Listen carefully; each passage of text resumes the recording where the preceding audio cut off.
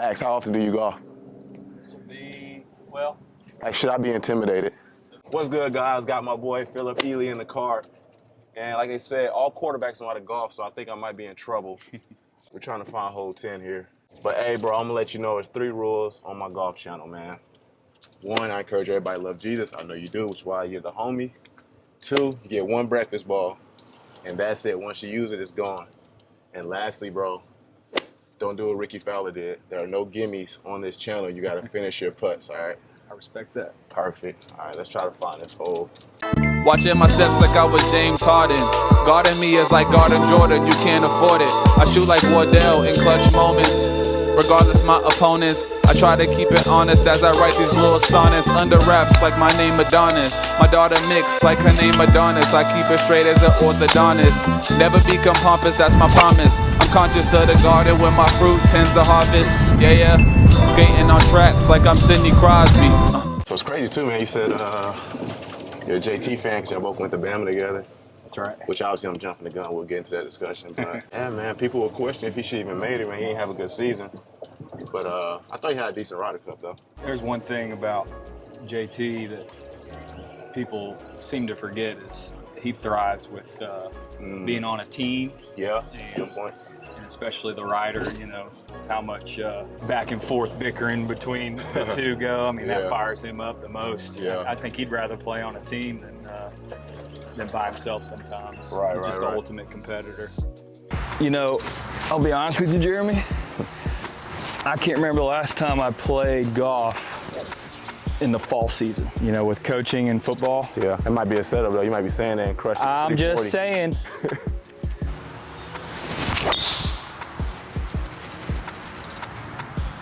All right, it's gone. Is there a little bridge right there to the right there? I think I'm right next to it. Oh, there we go. T-box nerves. But you're in play. Yep. I never played good in Georgia. I gotta change that right now. Felt the pressure from the starter and all the people. Use the term layup. My father-in-law would have given me a bunch of it for it, so. All right, guys, T-box nerves just folded right there. Par 5, though, I could probably hopefully make up for it. Hoping my homie here is You passed the red tees? Yeah. Did I? Oh, man. Kid with my pants down. I think it rolled down, though. All right, relax. You know it's long when you got to check up twice. Get over here.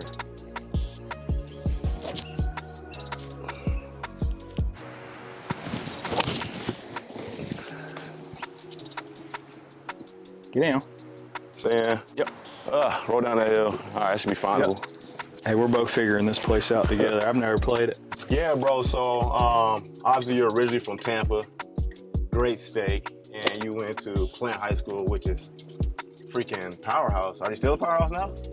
You know, they're definitely capable of getting back to those ranks. Yeah. I think they're, you know, right now they're in a building phase. Okay. You know, the head coach there has been there for a couple years now, and you know, really starting to bring back those old traditions like we had it back in the day. You know, Aaron Murray, Orson Charles, James Wilder, I mean, all these guys. You know, were legendary there. So I think they're definitely on the cusp of coming back and playing that plant ball. Yeah. And you won state your senior year too, right? So I won state my sophomore, junior, and I went to it my senior year and lost to St. Thomas Aquinas. Okay, respectable school though. I think I'm in this realm somewhere. All right, that's fine. We'll see. And play for mines too. got to go on a hunt here. Never good on a first hole. Ah, yes. Here's mine. You safe? Yeah. All right, go ahead, take a drop, save pace of I play need here. that because now he's hitting 3 and I'm on 3 after a terrible tee off. Oh, let's see if I got a cut in me today. You can get some lift if you want. I know you just threw it there. Nah, we're playing where it lies. Okay. I don't know how it works on Golf and Gospel. You know, they go back and start critiquing your gimmies. Nice. Oh, don't go over. It might be over. I think we're right flirting with the edge there of glory. Oh. It's all right. Only God knows, right?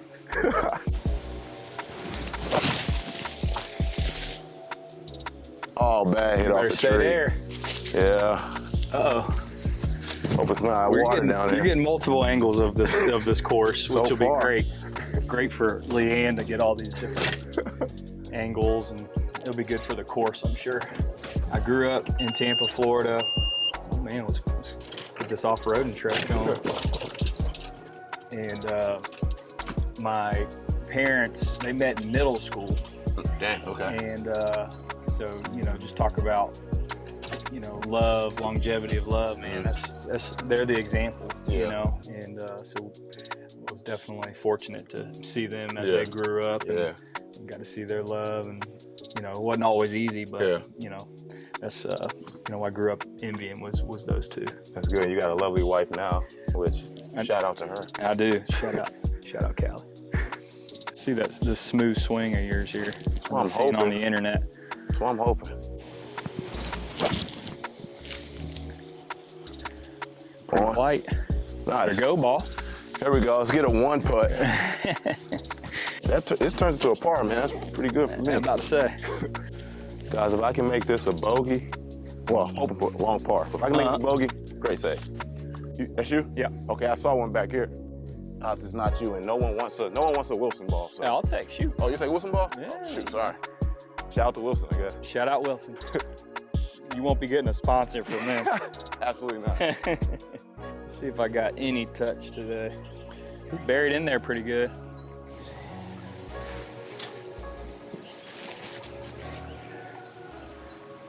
Okay, Nice. Can work with that. Wow, these guys are hitting into us. Slow down. Weight room. I see somebody who's been in the weight room. Still me. Yeah. All right, saw how fast those were.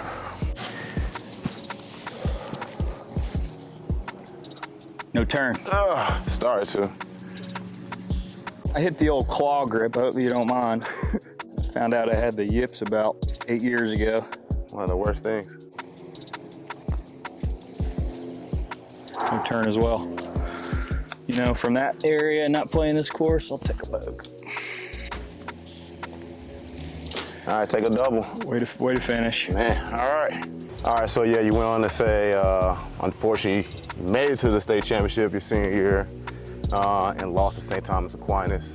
But man, I saw that you were the 20th ranked quarterback in the nation, man. And Man, we had a spread offense, but we also, we handed the rock to James Wilder, who was, one of probably the best football players I've ever been around. And I was at Alabama, Toledo, and all these schools. And I just felt like he was overall probably one of the best players I've ever been around. Really? Just could play linebacker, run the ball.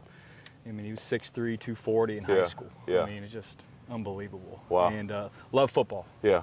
And the way he fed his body, I mean, he was giving himself, he lived off of Captain Crunch. Yeah. I mean, that was like his deal. Like, He's pretty rocked up, I mean, right? just rocked up, Captain Crunch living. And, but, so we definitely played a spread offense, but man, I was just surrounded by so many good players. And, when you talk about playing high school is like, it's like your small town feel, like the guys you grew up playing with, Little League with, we all, played together and then got to play in high school. That's awesome. And that was such a fun experience for me because I always grew up wanting to play for my high school. Yeah. That was it. That's it.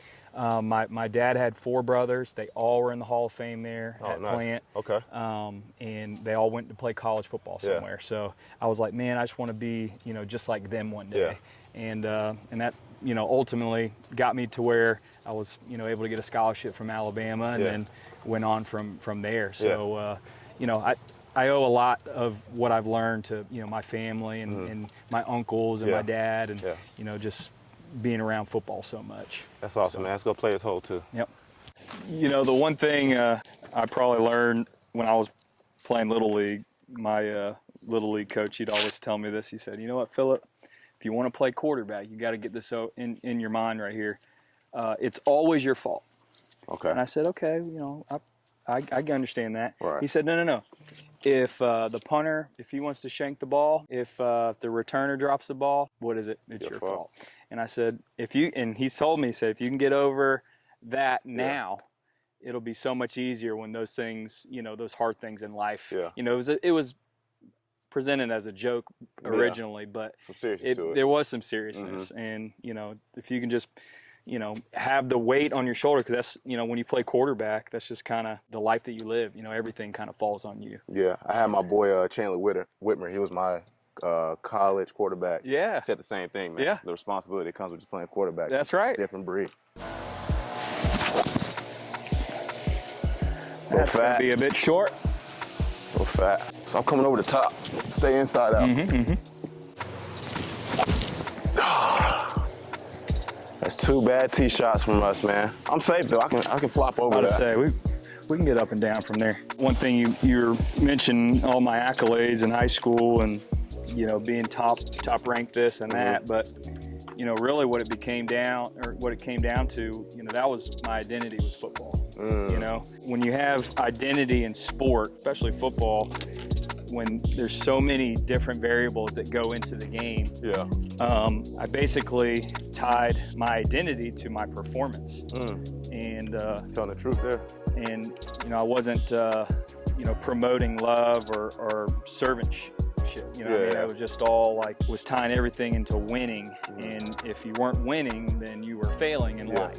And I just felt like God was almost telling me that there's a bigger purpose than what you're doing with sport. I've given you all these accolades, I've given you the skill to do this and that, but there's more to your life than what you're doing now. Absolutely. And it took me a while to realize that. Because like you said, I had a lot of success early on, and everybody's obviously happy when you're winning, right? But when things hit the fan and things don't go your way, you start to lose your identity. At least I thought. See if I can splash something here. A little fat. Just go. We're running up here. Just go. Hey guys, so far we're not looking that good, but guess what? God still loves us. That's right. There we go. He ain't judging. That looks pretty. Very nice. There we go. Very nice. Save a par. Yeah. Hopefully. Check. All right.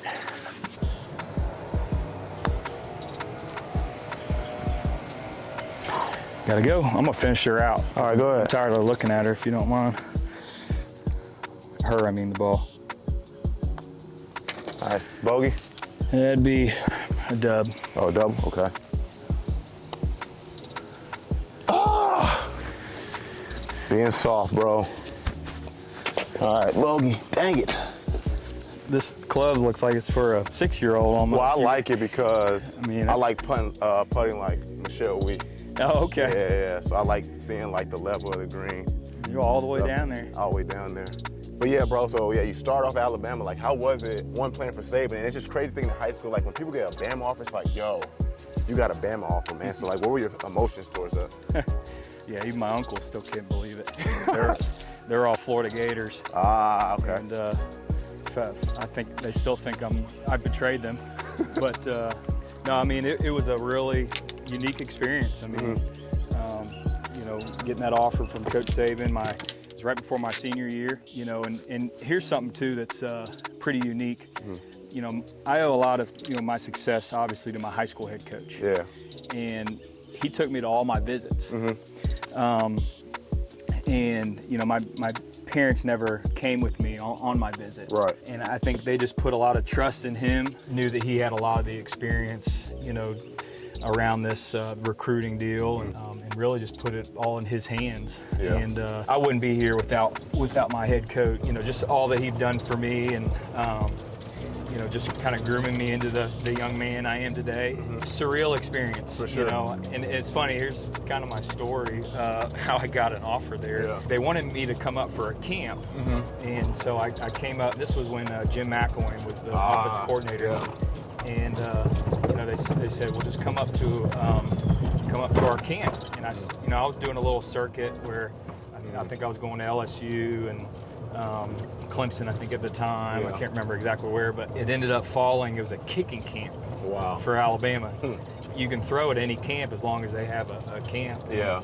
And I can remember they have a couple of their GAs, Derek Crudup, another guy that Kevin Garver came out to catch for me as they put me through a little workout. And I think it's just hilarious looking back on it. Yeah. That, you know, just me out there with all these kickers, and I'm off to the side trying to earn a scholarship. Yeah. And so we left that day, and I didn't even get a chance to see Coach Saban. And then I get a call from him that night.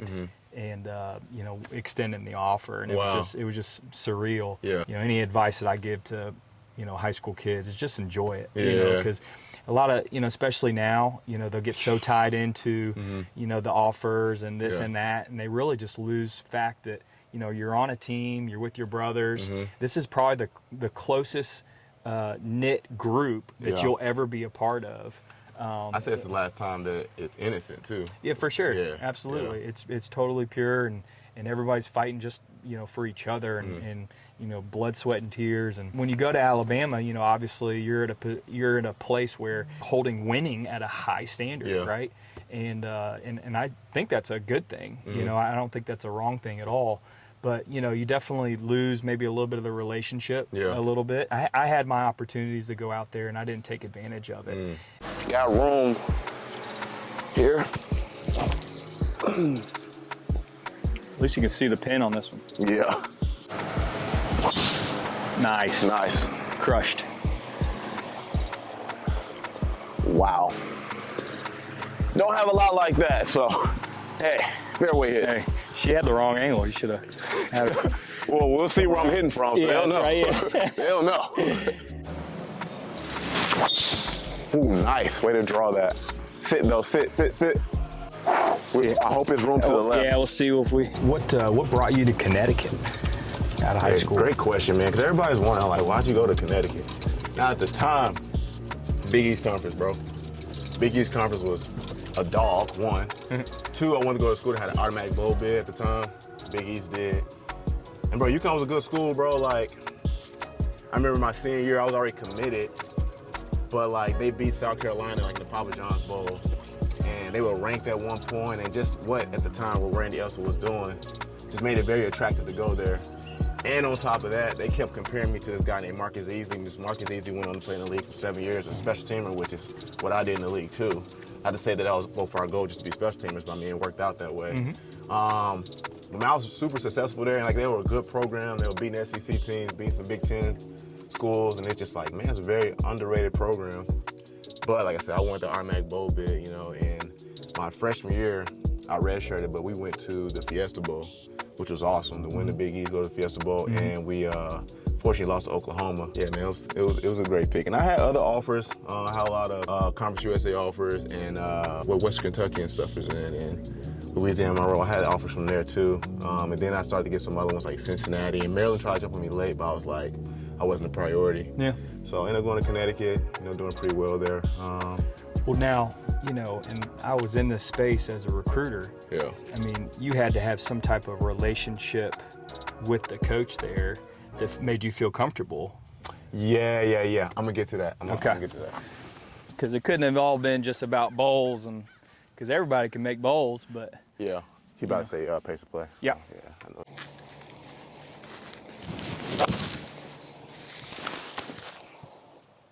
Good shot, probably right for the green. Sit, good. And he's just short, perfect.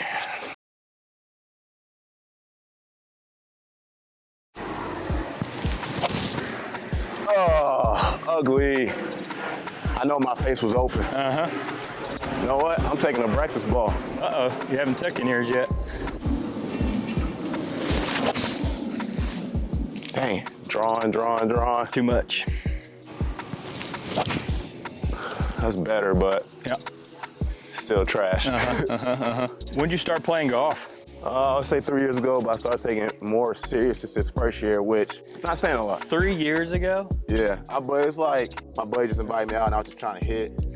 And like I'll watch certain stuff trying to get better at it, but it wasn't until this past year when I started like really fall in love with it, I was like, dog, like let me try to get better at this. Run. It's not bad. Ice out. Woo. All right, guys. I gotta make this, and this pin placement is tough because mine's level, then it goes on the hill, so I can't kill it. Hit the hill, hit the hill, hit the hill. Giving it too much respect.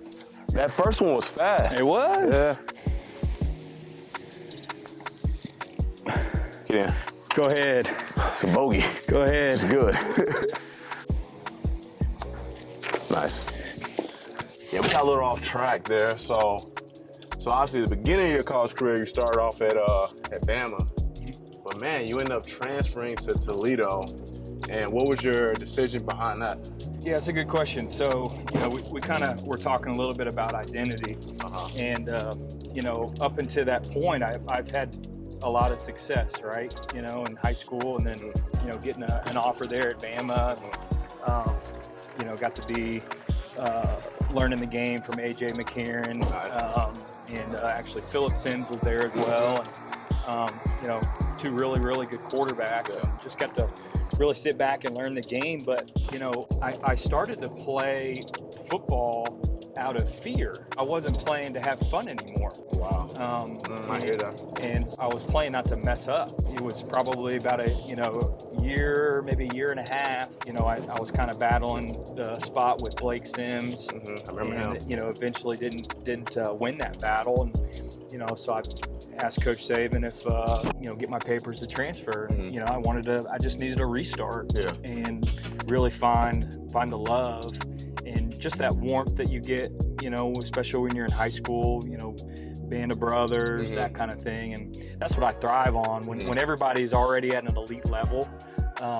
You know, I don't know, at least for me, I just felt like I couldn't, maybe I wasn't confident in my position to pull people up, you know, when people were already at an elite talent level, you know, so it was like, I was just kind of, you know, maybe in the background, rather than when I was in high school, I was not necessarily the forefront, but, you know, I was much more involved, and I felt like I had a voice, and so I lost a lot of my confidence. And so what led me to transfer, I needed to go get that confidence back.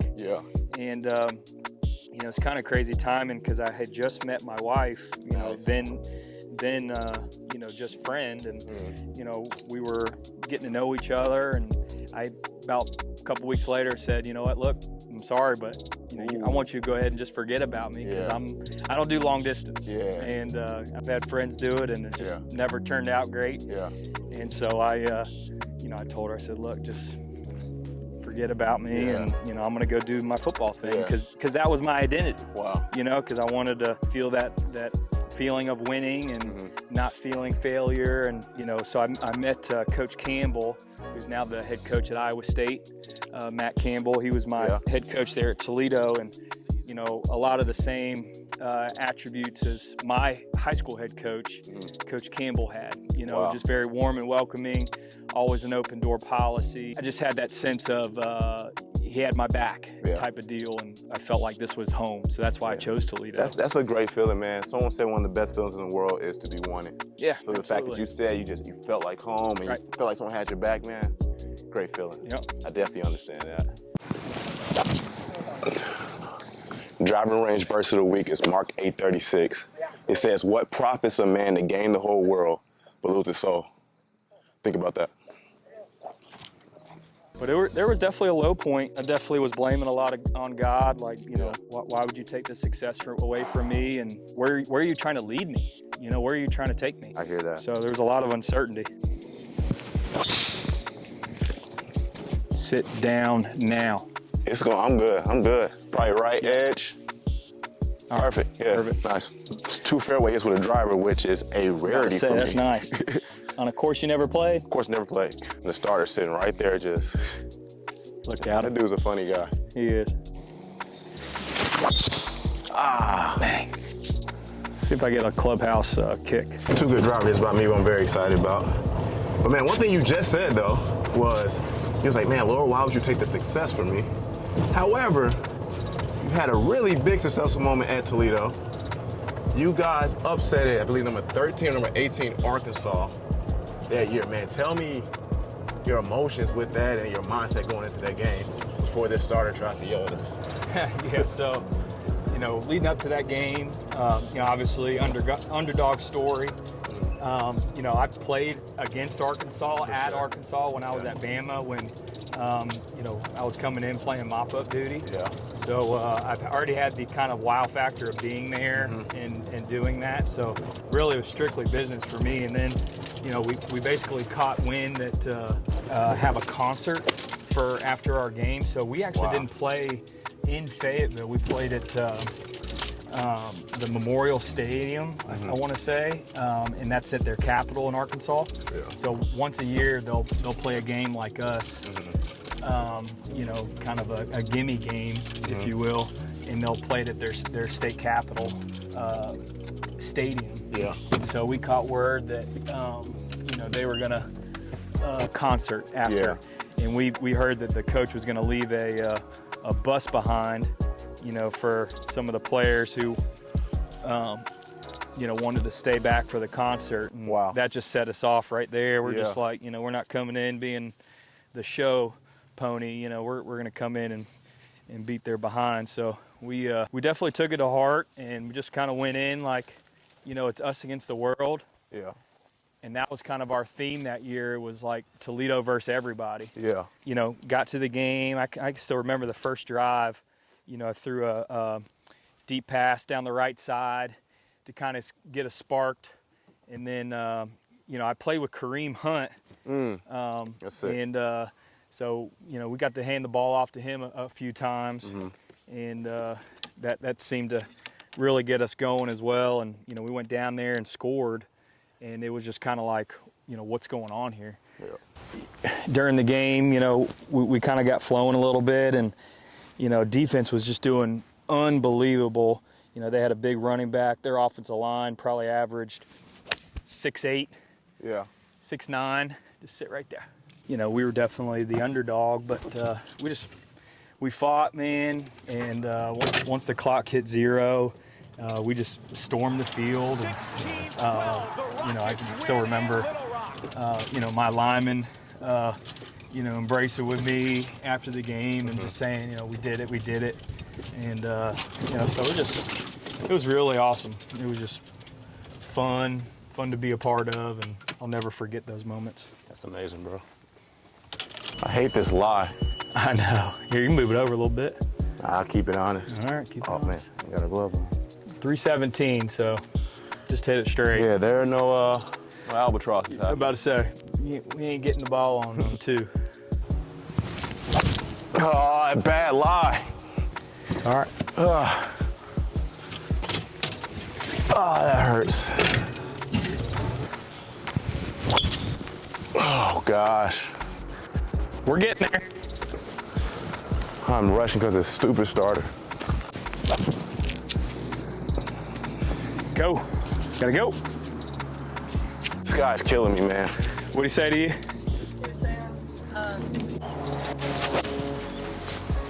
Wow, way to get over that tree. Fringe.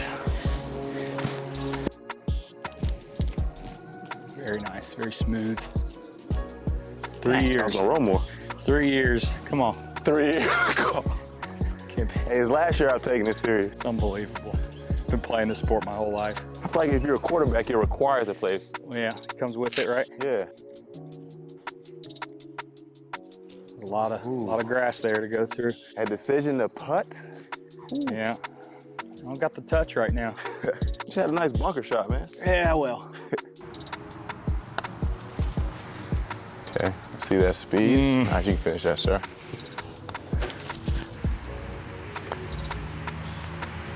That's so weak. You gotta hit the ball, bro. All right, man, so you just finished at Toledo. If I stand correctly, I believe you had 28 touchdowns, 11 picks, over 3,300 yards. Shoot, no combine invite, unfortunately.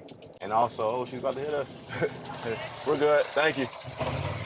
I'm assuming you did pro day, but you only got a Tampa Bay rookie minicamp invite.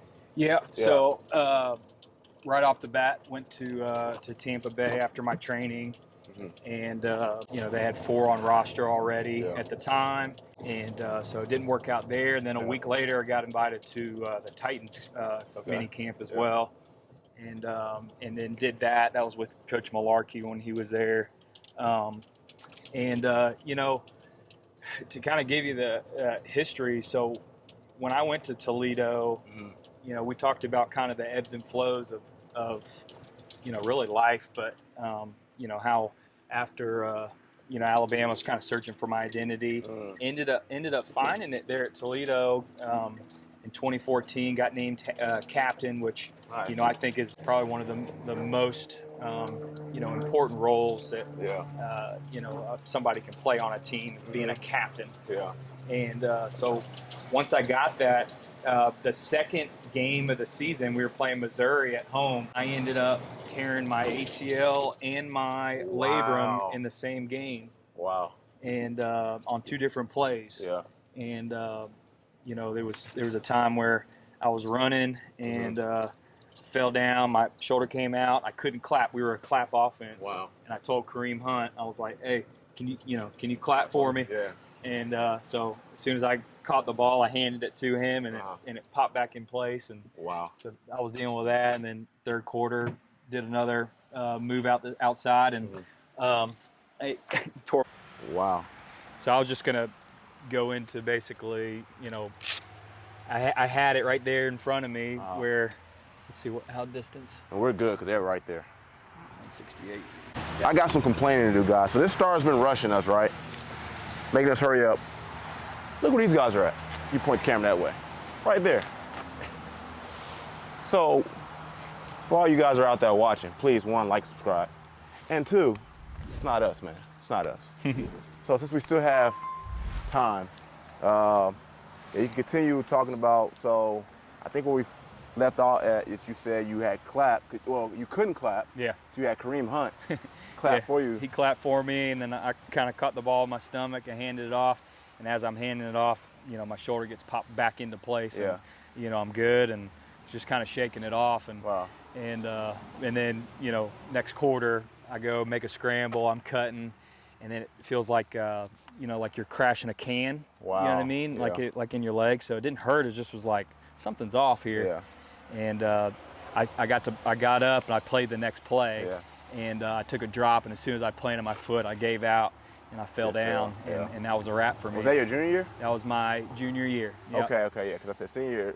Correct. So then, you know, I go through all that, and there was a lot of blame that I put on, you know, God and put me in this situation. You know, why would you do this? You know, I just had it all back. You know what I mean? I just had my identity back of you know, being on a successful team and being a captain and all this, and then it gets stripped away. But it was a lesson, you know, it was a lesson definitely to see, okay, here I gave it to you, and I'm going to take it away. How are you going to respond? You know, and I think life is full of, you know, adversities, and it's all dependent on how you respond to those adversities. You know, or you know, dictates your life. And so I basically switched that why phrase, and I said, just try me. Just try me. What else you got for me? Gotcha. You know what I mean? I'm in Toledo, Ohio. No one knows where this is. I'm trying to earn a starting spot. And you want to take my leg away, you want to take my shoulder away. Try me. What else you got? You know what I mean? So how'd that lead into post-playing career? So you know, ended up having a really good senior year, and it just had fun, man. Just had fun playing. I mean, you know, football just once it gets taken away and then you go back to playing it, you know, it just had so much fun. So I want to continue that. And so I got invited to, you know, some of the mini camps, one at Tampa Bay, then at the Titans. And I didn't make the team, and you know, was going to go into more training and stuff. But you know, my body was telling me that it was like, you know, my knee. Every morning I'm stretching for an hour just to, you know, get out of bed and feel functional. You know, and I just was like, all right, do I want to rely on my body, you know, to provide for, you know, my family and all this, or let's go try to do something. And my something was coaching. Yeah. Because coaching still kept me in it. It still was that competitive spirit. For sure. And I still had the camaraderie of being around the brothers and just your family. That was your family. Anywhere you went, your team was your family. Yeah. So I went into coaching, and I actually was a grad assistant for Coach Campbell at Iowa State. Yeah. And I was a defensive grad assistant, which was weird. Wow, yeah. But you had to read defenses all the time, though. Well, you're right. Yeah, you're right. Yeah. But it did take some adjusting. For sure. And when I was a GA, I actually got the opportunity to be a position coach. Nice. Like the very next year. So I'm 24 years old. D2 coaching opportunity came up. And, you got the one at McNeese? This was at Tiffin University, which is a small D2 in Ohio. Yeah. And, just had a mutual connection there. And I'm so thankful that coach gave me an opportunity, because what fun. You're 24 years old. Now you get to kind of groom guys who are, maybe 20, 21 year old, not far away from you, and teach them everything that you've been taught. Yeah.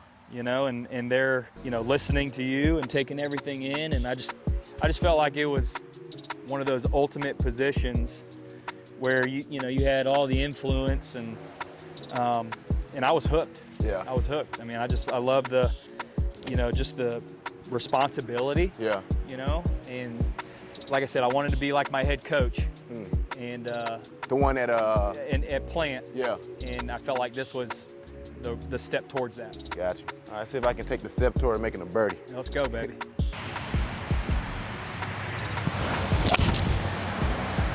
Just keep fading. Yeah. It comes off clean too, though. I hit it off the toe. Yeah. All right, it's time to start playing here. Let's go. Nice. A little left. Should still be on the green. All right. He's on us more than the other guys. Right? Yeah.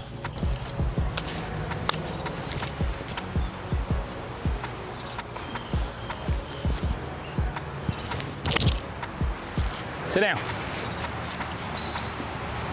It's a good shot from there, man. Thanks. I'm so happy with my chipping.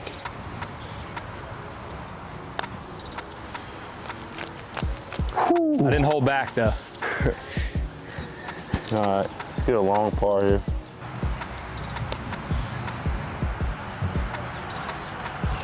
Ooh. I'm gonna left some mustard on it. Yeah. I mean, the short or long? Oh, let's see. Nice. Bogues. You are soft, bro. You are soft. Double. You are so soft. Looks like you hit something prior. No, I didn't. I didn't follow through. Came up on it. Yeah. Oh my gosh. Bogey. Double. Guys, it never goes in if you miss short. One thing I do kind of want to go back to, bro. Your wife. You went to Toledo and you say, hey man, just forget about me. But you're married, so let's bring that back around. Like how did we skip over that? Didn't we? Yeah, how through I'm gonna say the Lord's sovereignty bring that back around for you to. I mean, there's no other explanation. I mean, right. That's all it was. I truly meant it. I wasn't going to be able to commit to both. And that's kind of how we left it. And she took no. She didn't take no for an answer. Yeah. She we stayed in touch. And, always was checking in, like, how's the school search going? Because, I wasn't, finding Toledo just yet and all that. And I don't want to interrupt. Yeah. The big thing is just make sure you stay with them. If they're on the fairway and it's your tee box, then you're ready to tee off. Guys, that is his third time telling us that. I mean, that group is right there. Just right here. It's right there, so I don't know what he wants to do. He must be getting a lot of pressure from the boss. Who knows? Yeah, I don't know. But...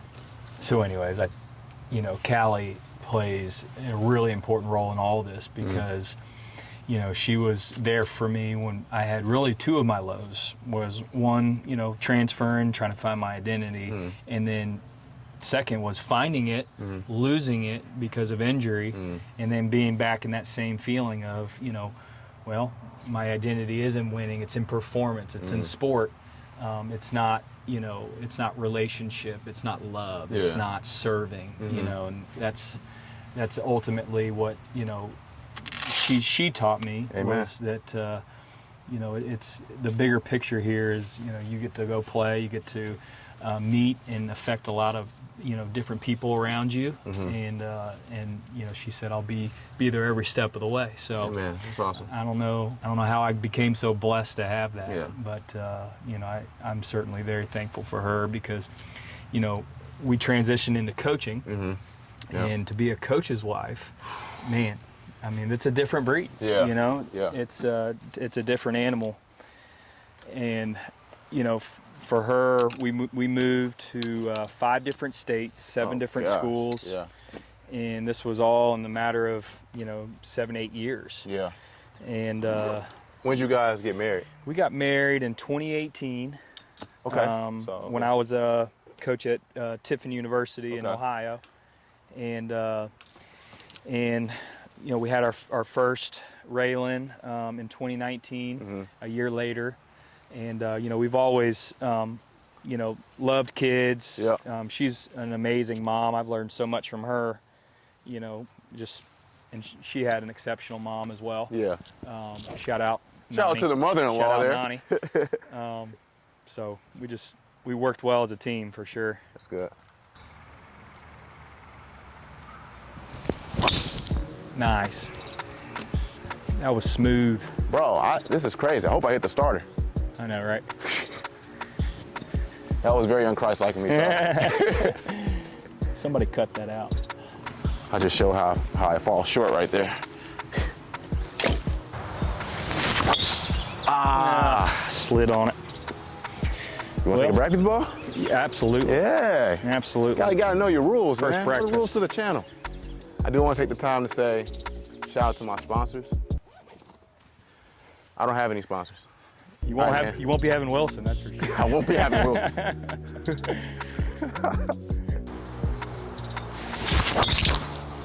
Dang, then that one, Drew.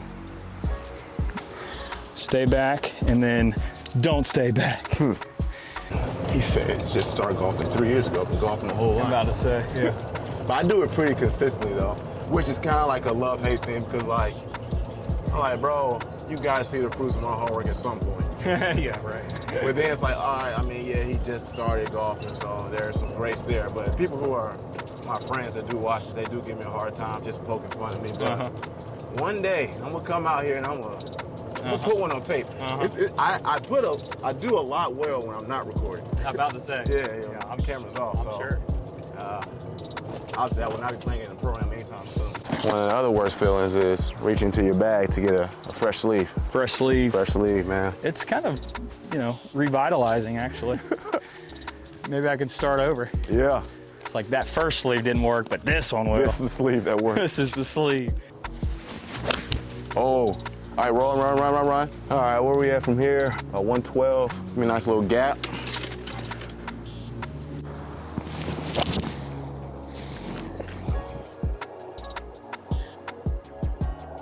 Finally got a green and regular. All right. There we go. Now what do you do with it? What do I do with it is the That's question. real. All right, guys, I thought I had a green regulation, but this does not count. I let up too early. The old deceleration. God, man. I hate it. How many times have I heard that? I hate it. Hit. Well, Wow, let me twins. show you the putt. Twins. Okay, straight on. Okay. Straight on. Was that for you? That double? It's a double. Okay. I got par here. Oh! Dang it! Weight room. Man. All right, another bogey. All right, guys. We gotta pick it up. Down one stroke. I gotta make some putts. Where's our cart man at? I don't think he understands too. by you sitting there talking to us for 2 minutes, post up. Yeah, that's right. Well. That's exactly right. That's the group right there. Whole group. It's a whole nother man. This is crazy. Is crazy. This is good. I need the camera again here. This is crazy. Sorry to be complaining. Tyrell, if you see this, I have a right to complain. So he's been started. You see, he interrupted our conversation and pushed us with pace of play. You have that group that's in front of us right now. But also, if that camera can focus all the way to that green, there's also another group all the way down there. So why are you rushing us? You just saw us with a camera and just wanted to believe what you wanted to believe. Before we were about to start it again, we got two groups ahead of us. You're boasting your wife, which I think is a beautiful thing to do. So you can continue doing what you're doing. Well, you know, as much props as I can get for that. No, I really wanted to just include, you know, being a coach's wife, it's really tough. You know, we're at the office all day long, all week long. You know, we're either recruiting on the road, game planning, whatever. So there's very rare times for me to be home, and especially when we have kids. You know, we got 2 daughters right now, Blake and Raylan. Girl dad. And girl dad, love it. And I was beginning to miss a lot of things. You know, I'd come home and I'd be like, man, you know, I can't believe she's doing that. And wife's like, she's been doing that for a couple weeks now. Ooh, you know, and it's just like, dang, okay, well, you know, you haven't been around much. And fortunately, I was working for good head coaches that did appreciate family, but I was just thinking, okay, what if I did work later on in life, right, for someone who didn't appreciate those things and who did just grind it out 11 midnight and then get up in 4 in the morning, do it all again. And there are a lot of coaches like that. So sat down with my wife last year and you know, we just we prayed about it, you know. Amen. And we just God, where are you trying to take us? Like where can you use Callie and Phillip the best? You know, is it in this role? If it is, great. We'll stick it out and we'll do it. You know, we'll figure it out. And Callie was on board. She's on board with anything. That's awesome, man. And I just felt an urge. So we got into this coaching Bible study. Nice. Called 360 Coach, and it was through FCA. And our leader, Steve Sanford, he brought us through it. And the first episode, this is what really grabbed my attention. He showed us a clip, and it was a comedian, and he was going around some of these churches, and he asked a gentleman in the front row, he asked what his occupation was, and the guy said, well, I'm a music instructor. And he said, okay, well, sing me something. Sing me Amazing Grace. Yeah.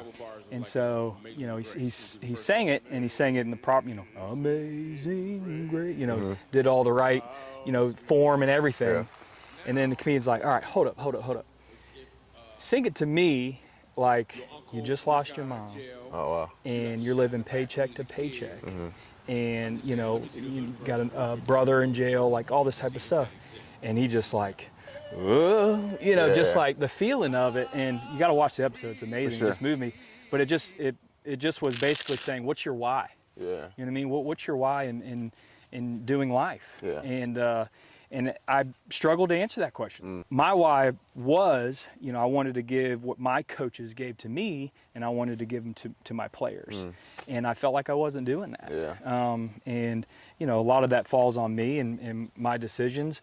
But ultimately, when you get into coaching, you want to climb this ladder, right? And instead, I should have been a ladder for other people. That's good. You know? Yeah. And I missed that. And so I needed to click a restart, you know, this past year. So I got out of coaching completely, and you know, we can. Yeah, we'll get to the next one. Let's draw. Nice. Guess what, guys? I will not be intimidated.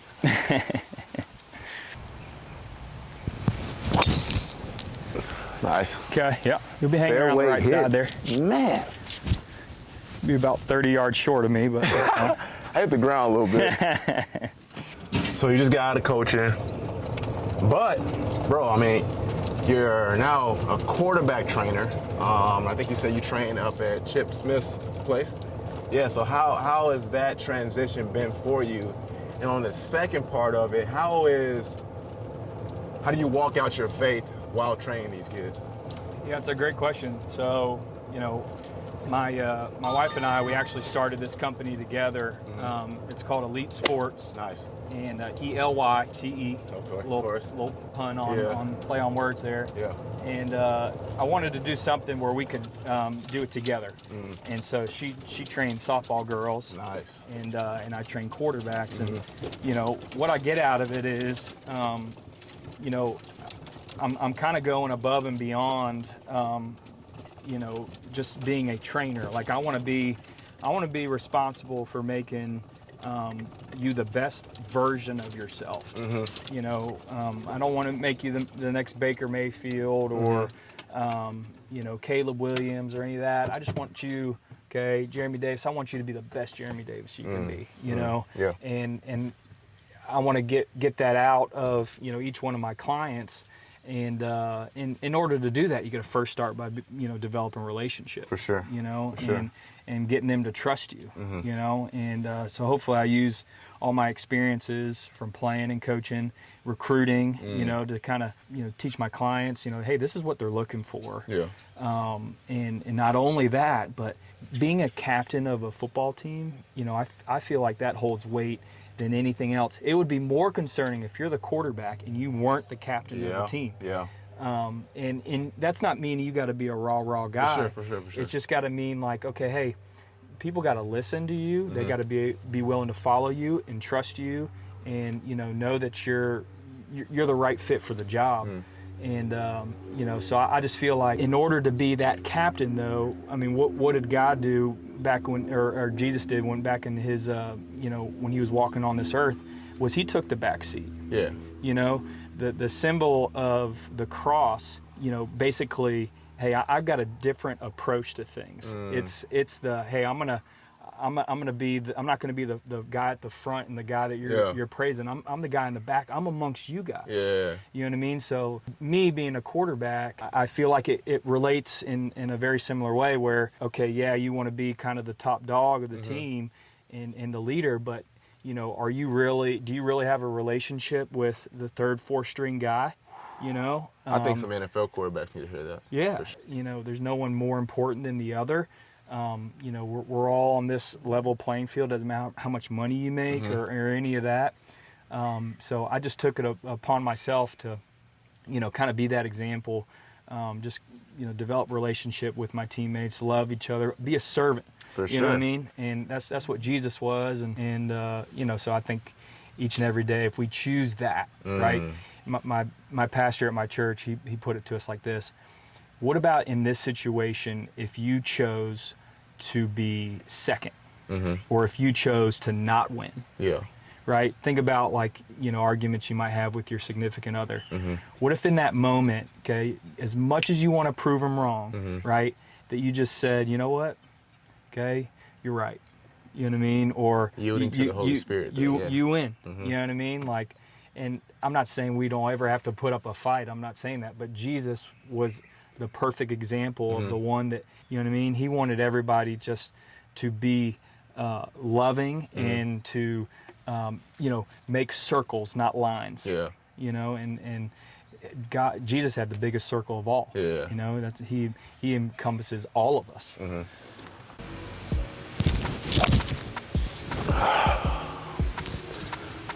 All right. Hope it opens up. Nice. I would love for that to go in the bunker. Dang it. Nice. That hurts a guy who's down one stroke. That's right. I gotta find this ball.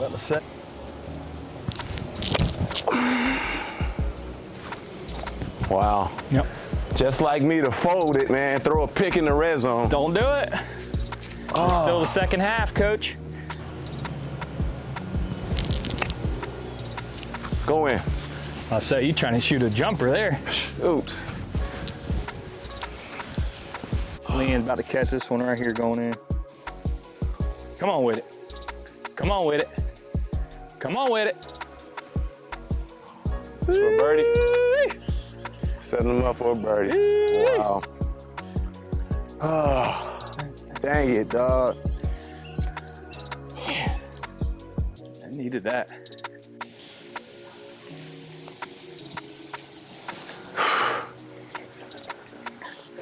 Pain, pain, pain. Well, 3, 4. it's going to take us about all round to figure out these greens. Do I put the pressure on myself to turn it up, or do I rely on his failure? All right, so before we get to this last hole, man, as I obviously alluded to, man, the priority to this channel is the gospel. Like, obviously, we both want to play good golf. We want to play good golf right now. Say you had a homeboy who's not a believer, but he likes you a lot. How would you encourage him to give his life to Jesus? Yeah, that's a good question. At least for me, when things were going well in my life, you know, I always thought to myself, you know, there's not really such thing as luck. I just don't really believe that. I just feel like everything happens for a reason, and like the story's written. Yeah. And I think if a friend or, you know, even a relative who has trouble believing, you know, I just feel like there's so many things that happen in your life that are positive. Depends on how you look at it, right? Perspective that, you know, there's so many lessons that you know, God's just trying to put in front of you, that you can't just say that, man, that just happened just out of the blue. Yeah. You know, like, you know, my wife and I, we started a flag football league, a youth flag football league, and my high school coach is the one that started it in Tampa. Not my head coach, but my receiver coach. His timing, we talked, you know, in August of last year. He's like, hey, I'm going to start this thing, you know, I'm just trying to figure out how to do it and all this, and you know, just kind of got my mind working, like, oh man, maybe this could be the timing. This could be it. And it's like, that stuff doesn't get presented to you just because, just doesn't fall out of the air. Yeah. I feel like everything's, you know, everything's timed perfectly. Yeah. Like God's timing is perfect. For sure. And I think if the sooner that you can realize that, the better, because, you know, we're all here to serve and to love and to spread love. And the second that you feel like you got to hold that back, or that you question it, you know, you're only holding yourself back from, you know, trying to experience success or even other people's success, right? I enjoy other people, you know, if I can, you know, feel the success of my clients, you know, as when they go out and they perform on, like, that gives me more joy than anything, than any other, you know, play or team that I've ever been on. Yeah. You know, just seeing other people be successful. So, you know, I just feel like, you know, God never steers you wrong. Yeah. And he never steered me wrong. And I've been through some low. For sure. There's people that All have of us. been through way worse stuff than me. Right. I can only sit here and say that, you know, I wouldn't be here without all those experiences and just life lessons. Yeah.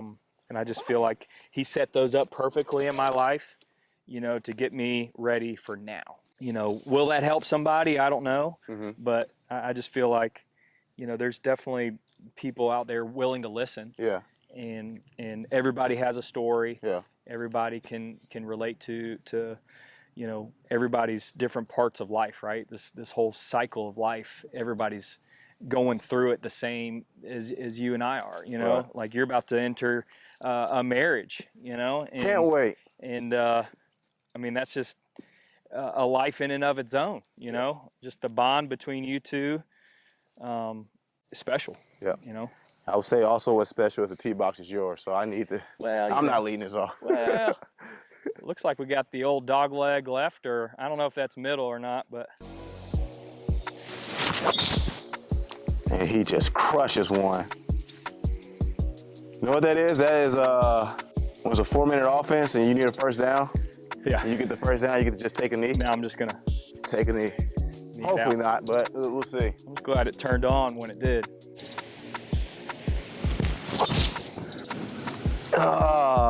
Stay in. That was bad. It's in, but I sliced it and just lost power. You didn't even want to pick up that tee. Oh, no, I don't want that tee. Tee does me no good.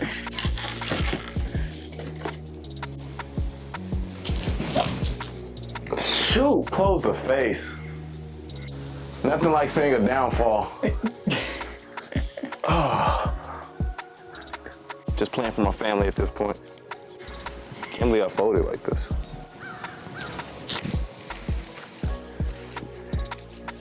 Okay, yeah, don't get on. Get in. Wow. Wow. Wow, at least I would have had a highlight there. That's right. That would have went in. Wow. This man turned it on last second. Hey man, appreciate playing with you. Guys, if you're on socials, follow you where? @_Ely12 on Instagram or at Elite Sports. That's Callie and I's page. So awesome, give us a follow for sure. Yeah, man. Appreciate you guys watching. Please like and subscribe. Took a big L. Appreciate you guys. We're out here. Dang it. Way to close it.